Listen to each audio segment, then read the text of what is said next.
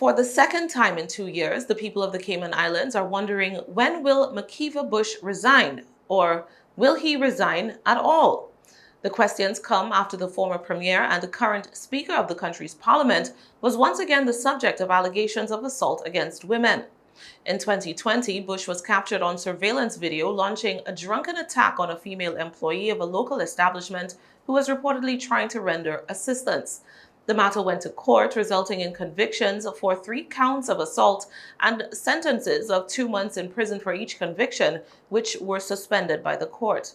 Apart from the suspended sentences, Bush was made to pay compensation to the victim for her medical costs and emotional suffering, a fine for disorderly conduct, and he was required to abide by a 6 p.m. to 6 a.m. curfew for 2 months.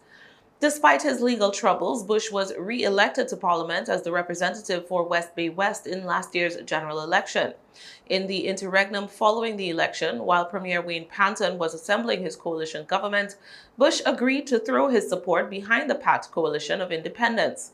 In exchange for his joining the ruling coalition, Bush issued a formal apology following his conviction and agreed to abide by a code of conduct for all parliamentarians and to donate 10% of his monthly income to the local Women's Crisis Center.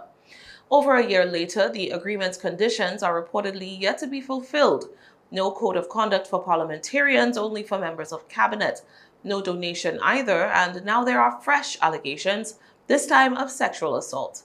Bush is alleged to have accosted 2 women at a cocktail party hosted by the Ministry of Tourism during a recent conference of the Caribbean Tourism Organization.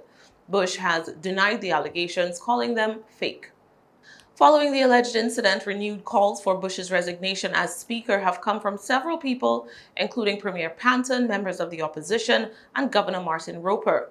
The Premier reportedly issued a letter giving Bush a deadline of 5 p.m. September 23rd, last Friday, by which he was to have submitted his resignation letter to the Clerk of Parliament. That letter did not, however, specify any consequences for Bush should he fail to do so, and as of today, Monday, there is no indication that the recalcitrant Speaker has acceded to his Premier's demand, despite both Panton and Infrastructure Minister J. Ebanks confirming that Bush had agreed to step down as Speaker. Last Wednesday, Bush reportedly told local press outlet the Cayman Compass that details of his departure from Parliament were being discussed. However, he did not comment on the allegations against him that are currently swirling in the public domain. The weather may have bought the Speaker of the Parliament some time, as according to the Compass, officials have been heavily focused on the impending approach of Hurricane Ian.